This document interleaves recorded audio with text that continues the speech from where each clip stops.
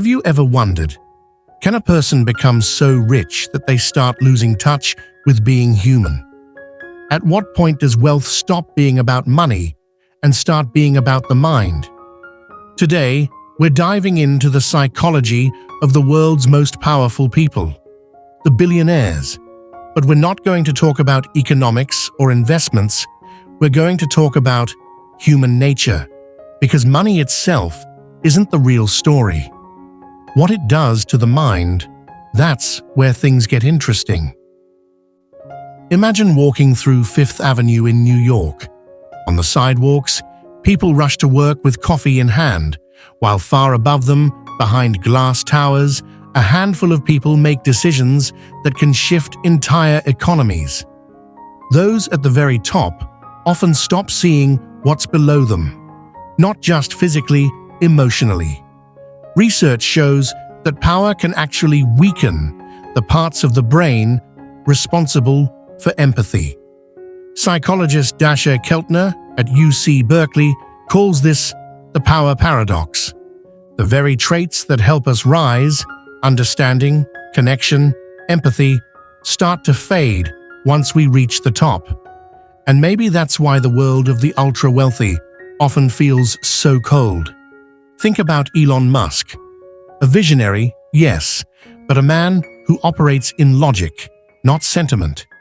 When he laid off thousands of Twitter employees, his reasoning was simple.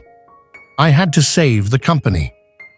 A rational sentence, but it carried the weight of thousands of lives. That's where dark psychology begins, when the goal becomes more important than the people who serve it. Psychologists call this the Dark Triad: Narcissism, Machiavellianism, and Psychopathy. It sounds like something from a movie, but in small doses, these traits appear in many highly successful people. Narcissism: I'm special. Machiavellianism: everything is strategy. Psychopathy: emotions shouldn't get in the way. Of course, not every billionaire is a clinical narcissist or psychopath. But these traits, in moderation, can make someone relentless, detached, and extremely strategic. Think about Donald Trump. He's a walking example of how those three traits can coexist. For him, power isn't just about money, it's about identity. In his world, being right and being powerful are the same thing. Psychologists call this grandiose self-concept, when your personal myth becomes your reality. Say something long enough, and eventually you believe it. And once you believe it, you make others believe it too. Trump's entire myth is built around winning. But to win, someone else has to lose. That's the paradox. Power can't exist without hierarchy, and empathy rarely survives in hierarchies. A friend of mine who works at a consulting firm in Toronto once said, "Some of the executives I meet don't seem to experience emotions like the rest of us. They live on another frequency. They do, because they've been conditioned that way." From a young age, Western culture teaches a dangerous idea called the Meritocracy Myth. If you're successful, you must deserve it. But that belief erases luck, privilege, and systemic advantage. And when people forget those factors, they develop a sense of entitlement. The idea that I earned this, so the rules don't apply to me. There's a study from UC Berkeley that illustrates this perfectly. 2 players played Monopoly, but one was given more money and more dice rolls from the start. Before long, the advantaged player started eating louder, talking over the other person, and bragging. At the end, when asked why they won, they said, "I played smarter." They completely ignored the built-in advantage. That's how the mind justifies privilege. Now imagine that game, played for decades with billions of dollars, and you begin to understand the billionaire mindset. Jeff Bezos started Amazon in a garage. We all know that story. But now, Amazon is an empire, And the garage story is a myth that hides a complex truth. No one builds something like that alone. There are millions of underpaid workers, global logistics systems, and government incentives behind it. But psychologically, wealth creates distance. As systems grow, empathy shrinks. That's why even the most brilliant minds can start to seem mechanical, detached, because emotion doesn't scale well in capitalism.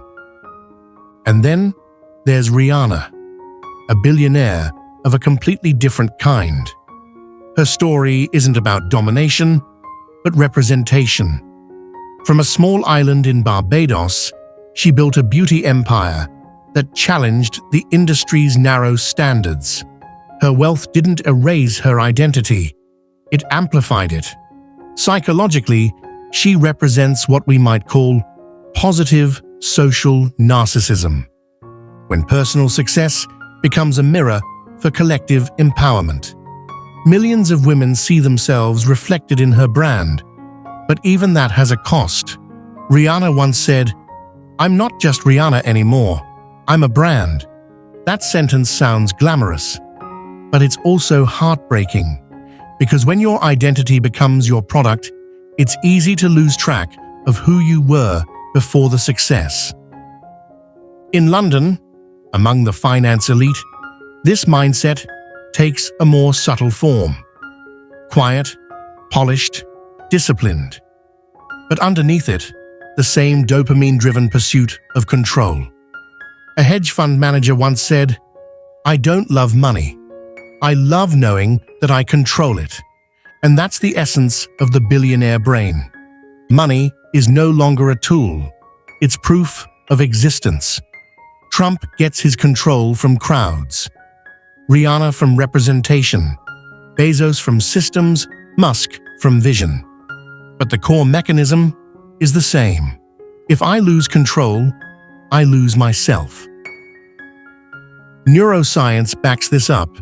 Studies from the University of Toronto show that high-status individuals have more active reward centers in their brains.